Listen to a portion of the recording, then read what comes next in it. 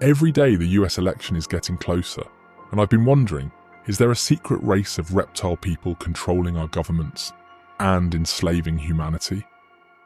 If you've been paying attention, you might have heard more and more references to a clandestine reptilian humanoid race. Sound familiar? It's showing up in pop culture with increasing regularity. You've heard it on podcasts, in politics.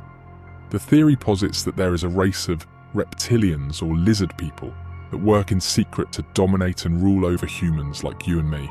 Now, while the suggested origin of these lizard people varies from theorist to theorist, some say that they are from Earth, some say that they are from space, some say that they started on Earth, went to space, and came back. The one thing that most folks agree on is that these lizards are evil. So how do these lizard folk go from ruling in secret to getting brought up in public casual conversations? Well, the reptoids can thank former soccer player and sports reporter David Icke for absolutely and utterly blowing up their spot. It's also worth noting now that David Icke's ideas are kind of problematic and borderline prejudiced, but we'll get to that later. In 1998, David Icke released a book called The Biggest Secret, where two people he interviewed claimed that the British royal family were not in fact humans, but lizard people. Icke also claims that George W. Bush, Henry Kissinger, Bill and Hillary Clinton, and Bob Hope are lizard people as well. Icke says that the reptoids are responsible for the JFK assassination, Princess Diana's death, and even 9/11s.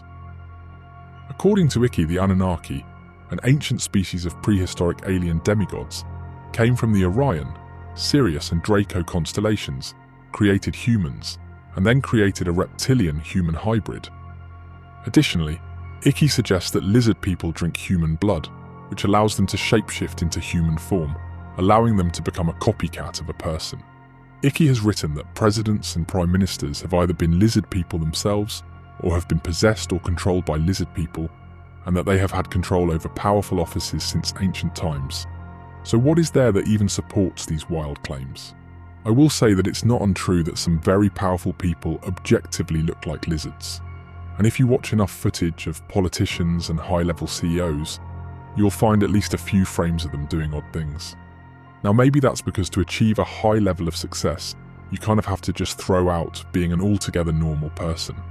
Or maybe they're lizard people. What's most interesting is that, and this is a fact, that a lot of US presidents and very powerful people are related, very distantly but related. For example, President Barack Obama is a distant cousin of the Bushes, Gerald Ford, Lyndon B. Johnson, Harry Truman and James Madison, as well as Winston Churchill. President Franklin Roosevelt was related to 11 other US presidents, including Madison, both Adamses, Van Buren, Harrison Taylor Grant, the other Harrison Taft, and of course the other Roosevelt. I mean, his own wife Eleanor was his fifth cousin. According to genealogy experts at Genie.com, Hillary Clinton and Donald Trump are related 19th cousins. So is that evidence of ancient reptilian bloodlines secretly infiltrating and controlling our government? According to one source at Alien Hub, there are more subtle signs that someone is a lizard person or have been possessed by one. Reddish hair. They also have keen eyesight or hearing, a predominance of green or hazel eyes that can change colour, a sense of not belonging to the human race, unexplained scars on the body.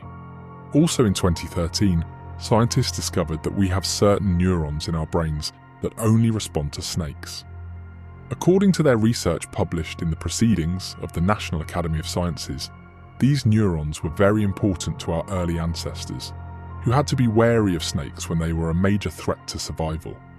In a small study in 2014, EEG meters were used to track subjects' brain activity when shown photos of snakes. The study showed what we already know. People for the most part don't like snakes.